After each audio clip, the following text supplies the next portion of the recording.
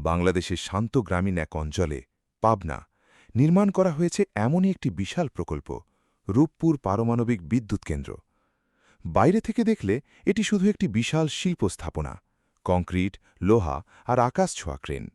কিন্তু এই দেওয়ালের ভেতরে লুকিয়ে আছে এমন এক প্রযুক্তি যা মানুষের ইতিহাসের সবচেয়ে শক্তিশালী আবিষ্কারগুলোর একটি, পারমাণবিক শক্তি।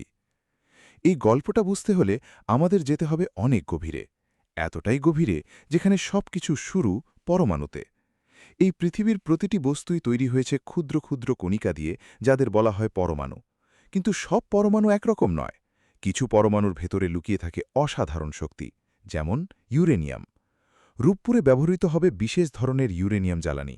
এই পরমাণুগুলো অস্থিতিশীল, আর যখন এগুলোকে ভেঙে ফেলা হয়, যাকে বলা হয় নিউক্লিয়ার ফিশন, তখন বেরিয়ে আসে বিপুল পরিমাণ তাপশক্তি।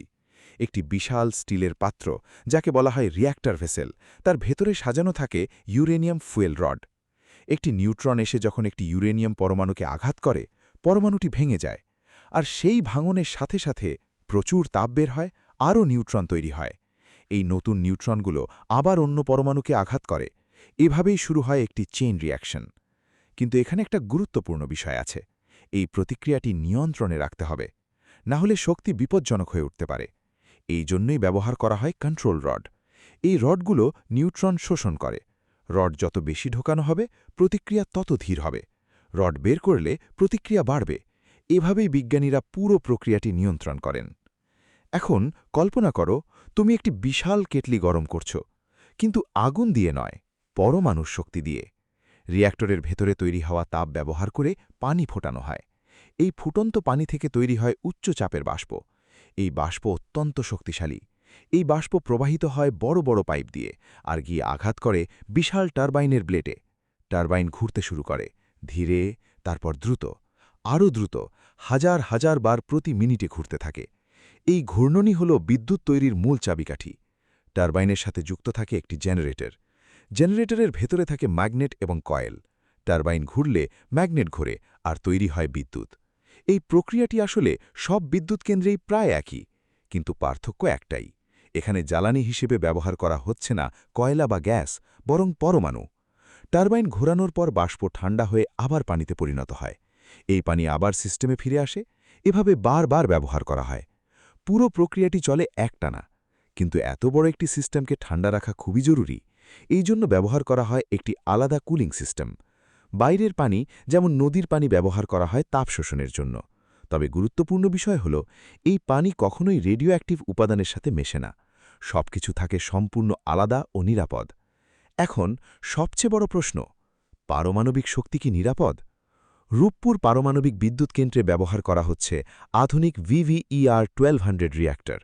এগুলো জেনারেশন 3+ প্রযুক্তির অন্তর্ভুক্ত। এতে রয়েছে একাধিক সুরক্ষা স্তর, ফুয়েল ক্ল্যাডিং, রিয়্যাক্টর ভেসেল, পুরো কংক্রিটের কন্টেইনমেন্ট বিল্ডিং। একটি স্তর ব্যর্থ হলেও অন্যগুলো সুরক্ষা দেবে। এছাড়াও আছে প্যাসিভ সেফটি সিস্টেম, অর্থাৎ বিদ্যুৎ চলে গেলেও রিয়্যাক্টর নিজে নিজেই ঠান্ডা হতে পারবে, মানুষের হস্তক্ষেপ ছাড়াই। তবে পারমাণবিক শক্তির সাথে দায়িত্বও আছে, কারণ ব্যবহারের পর জ্বালানি হয়ে যায় রেডিও অ্যাক্টিভ বর্জ্য। এই বর্জ্য নিরাপদে সংরক্ষণ করতে হয়। বাংলাদেশ এই বিষয়ে কাজ করছে রসটমের সাথে। চুক্তি অনুযায়ী ব্যবহৃত জ্বালানি পুনর্প্রক্রিয়াজাত করার জন্য বিদেশে পাঠানো হবে।